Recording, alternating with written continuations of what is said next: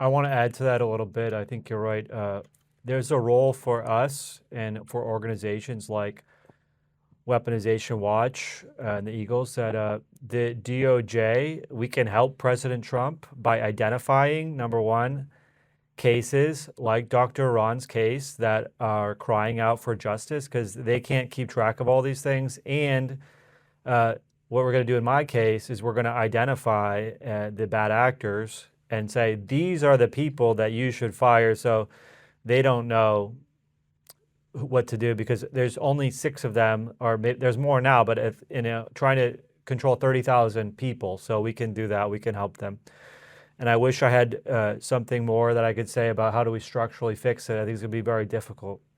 For example, my case, after President Trump was elected, then a lot of people were saying, like the late, great Charlie Kirk, Douglas Mackey should get a pardon on day one. I said, hold on. We already filed our appeal. Let's let the appeal play out. So we tried to, this statute, this conspiracy against rights, we tried to get a court ruling to pare it back. Unfortunately for the country, we didn't get that kind of a ruling. Fortunately for myself, they just said there wasn't even enough evidence to convict you, so we're just going to give you an acquittal. So we tried in that respect, and it's going to be difficult.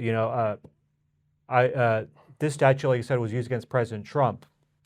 There were white papers during the first Trump administration by these organizations that I want to name and shame, like Brookings or something affiliated with Columbia, that said, here's how we go after people spreading disinformation online. They're workshopping it. They're gaming it out so that once Biden gets in, they can knock on your door 7 days later and arrest you. They're workshopping it. They're gaming it out.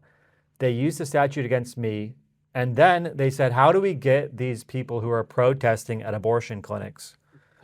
There's something called the FACE Act, which says that you can't block an abortion clinic or a religious institution or a hospital.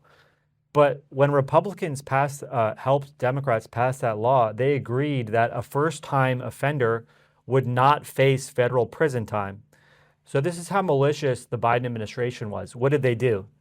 They charged these people with the FACE Act, and then they charged them with conspiracy against rights, the same charge that they charged me with and President Trump, so that they could throw them in prison, even though Congress had already agreed we're not going to throw first-time offenders in prison. Some people got up to 40-something months in prison until they were pardoned by President Trump.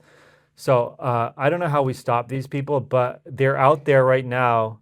Maybe they have less money because of the USAID thing to do this, but they're workshopping and gaming out. How do we arrest Trump supporters in 2028, 2029? How do we go after pro-lifers? So I don't know how we solve that problem, but I just wanted to bring it to light.